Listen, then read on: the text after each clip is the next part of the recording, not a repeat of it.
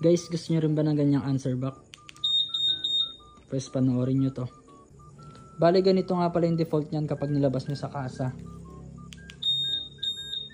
So kung gusto nyo palitan, panoorin nyo lang.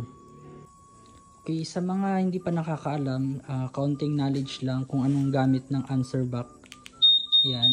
Ginagamit yan kapag, for example, nasa parking lot ka and then hindi mo mahanap yung motor mo kasi maraming kapareho. Pinutin mo yung remote mo, mag-answer back yan. Yun. Okay, so ganito naman yung procedure. Make sure nyo lang na naka-on tong remote. And then press nyo ito ng isang beses. Tapos press nyo ulit ng 4 seconds. Antayin nyo mag-blink ng, yan, nag-blink na siya. And then pindutin nyo isang beses.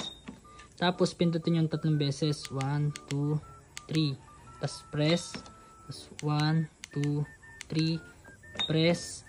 1, 2, 3. Press. Tapos pipili na kayo. Yan. Yan. Pili na kayo dyan. Pwede rin isa.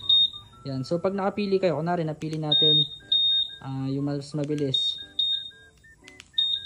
Yan. Pag napili natin yan, press nyo lang ito ng isang beses. Tapos, press nyo ng 4 seconds. Ayan. So, try natin. Wait lang.